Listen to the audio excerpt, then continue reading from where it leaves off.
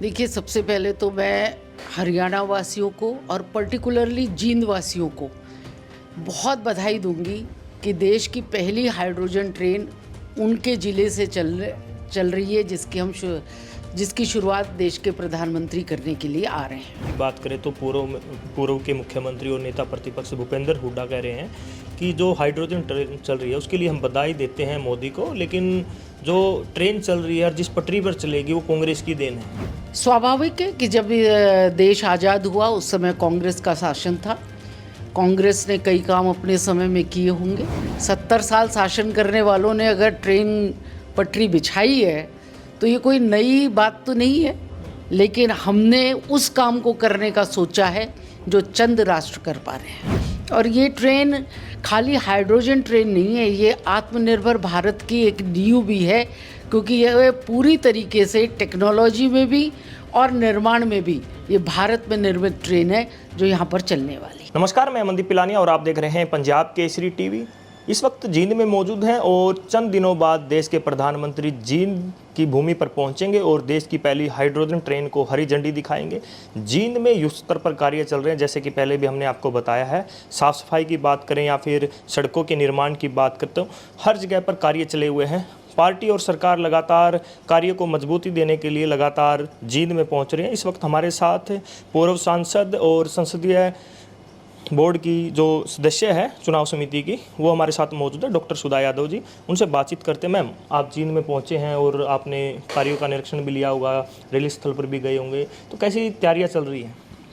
देखिए, सबसे पहले तो मैं हरियाणा वासियों को और पर्टिकुलरली जींद वासियों को बहुत बधाई दूंगी कि देश की पहली हाइड्रोजन ट्रेन उनके ज़िले से चल रही है, जिसकी शुरुआत देश के प्रधानमंत्री करने के लिए आ रहे हैं।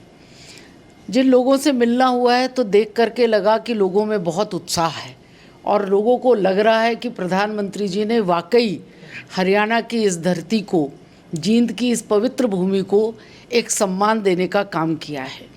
और ये जो ट्रेन चलने वाली है, ये हरित क्रांति की दिशा में भी, कार्बन डाइऑक्साइड एमिशन को कम करने में भी, और जिस स्वच्छ भारत की हम बात करते हैं, जहाँ पर पोल्यूशन घटाने की हम बात करते हैं, उसकी शुरुआत हम करने जा रहे हैं। और उन देशों में शामिल होंगे जिनमें हाइड्रोजन गैस का उपयोग करके उन्होंने अपने राष्ट्रों को विकसित राष्ट्र बनाने में सफलता पाई है। उस दिशा में हम पहला कदम बढ़ाने जा रहे हैं। हाइड्रोजन ट्रेन की बात करें तो देश की पहली हाइड्रोजन ट्रेन है, जींद से शुरू हो रही है। हरियाणा की बात करें तो पूर्व के मुख्यमंत्री और नेता प्रतिपक्ष भूपेंद्र हुड्डा कह रहे हैं कि जो हाइड्रोजन ट्रेन चल रही है उसके लिए हम बधाई देते हैं मोदी को, लेकिन जो ट्रेन चल रही है और जिस पटरी पर चलेगी वो कांग्रेस की देन है। स्वाभाविक है कि जब देश आज़ाद हुआ उस समय कांग्रेस का शासन था। कांग्रेस ने कई काम अपने समय में किए होंगे, लेकिन आज अगर देश के प्रधानमंत्री उन कामों को आगे बढ़ाते हुए और विकसित राष्ट्र की परिकल्पना को साकार करने के लिए काम कर रहे हैं, तो हमें ये बात नहीं लेकर के आनी चाहिए कि 70 साल शासन करने वालों ने अगर ट्रेन पटरी बिछाई है तो ये कोई नई बात तो नहीं है, लेकिन हमने उस काम को करने का सोचा है जो चंद राष्ट्र कर पा रहे हैं। सोशल मीडिया पर बात देख रहे हैं, लोगों की सुन रहे हैं, कमेंट बॉक्स में कमेंट लोग कर रहे हैं कि जो हाइड्रोजन ट्रेन चलने वाली है उससे आम जनता को क्या फ़ायदा होगा। सरकार ने शुरुआत की है जींद से, हाइड्रोजन ट्रेन पहली ही देश की ट्रेन है, तो जनता को क्या फ़ायदा होगा, क्या कहना चाहेंगे?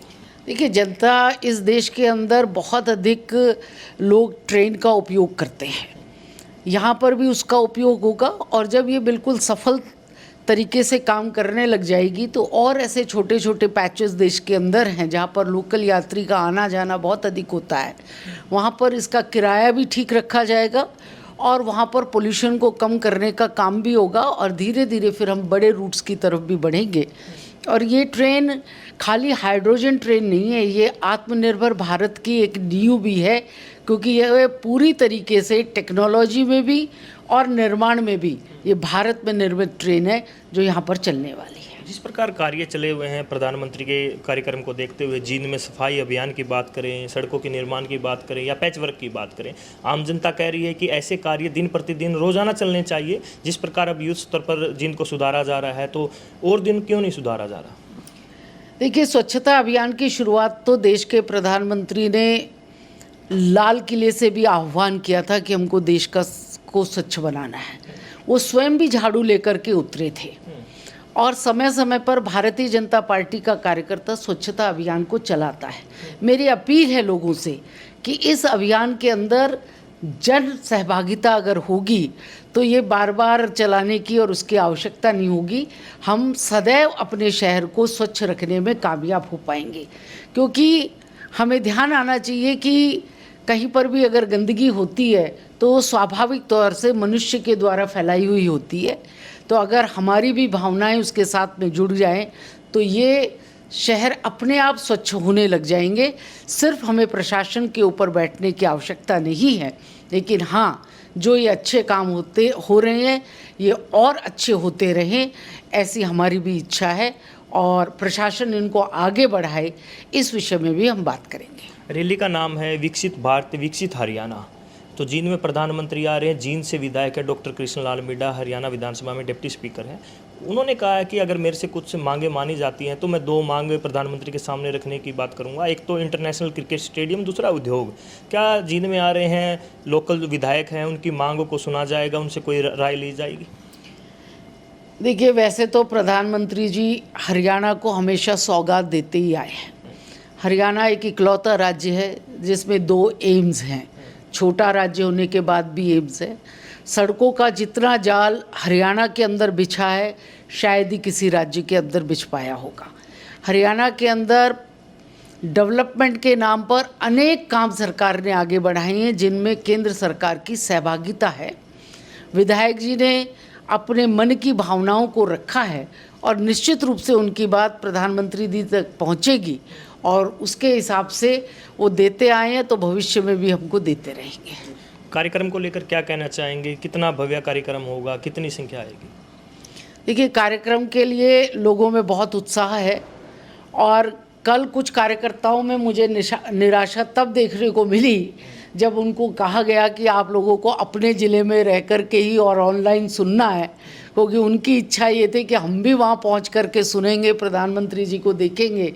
अनेक बार प्रधानमंत्री जी के दौरे हुए हैं और कार्यकर्ता उत्साह में आता है, लेकिन अभी बहुत सारे ज़िले ऐसे हैं जिनको अपने स्थान पर ही रहने के लिए बोला गया है। तो आप इससे अंदाज़ा लगा सकते हैं कि यहाँ का भव्य कार्यक्रम होगा और वो कहीं ऐसा ना हो कि संभाल में ना आए, इसलिए कुछ लोगों को अपने स्थान पर ही रहने के लिए बोला गया है।